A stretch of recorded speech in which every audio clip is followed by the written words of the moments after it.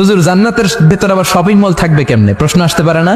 সহিহ মুসলিমের বর্ণনা, ইন্না ফিল জান্নাতি লাসুকান, জান্নাতের ভেতরে বিশাল এক শপিং মল থাকবে। এটা বোধহয় আমাদের বসুন্ধরা শপিং কমপ্লেক্সের মতো হবে, যমুনা ফিউচার পার্ক। দুবাইতে যে একটা আছে বিশাল শপিং মল, মালয়েশিয়ার মিড ভ্যালি, এগুলোর মতো হবে মনে হয়। কত বিশাল যে শপিং মল হবে। সহিহ মুসলিমের বর্ণনা, প্রতি শুক্রবারে সব জায়গা থেকে বন বন করে মৌমাছির মতো জান্নাতীরা ওই শপিং মলে শপিং করতে আসবে। ইচ্ছে মতো দেদারসে পোশাক কিনবে, ইচ্ছে মতো শপিং করবে, টাকা দেয়া লাগবে না, ক্রেডিট কার্ড লাগবে না। সুবহানাল্লাহ পড়েন। ইচ্ছে মতো শপিং করবেন। দুনিয়াতে একটু কষ্ট করে হালাল উপার্জন করে খেয়ে যান। আল কানাআতু মিনাল ইসলাম, অল্পে খেয়ে তুষ্ট থাকা আর আল্লাহ শুকরিয়া করা, এটার নামই ইসলাম। অল্প খাও, অল্প পড়ো, অল্প জমাও, অল্পের ভেতরে বরকত ঢুকাই দিছে কে? অনেকে দেখবেন অনেক খাই খাই নাই নাই করে, এটা যাদের স্বভাব তাদের কখনো বরকত হয় না। অল্প খাবেন, অল্প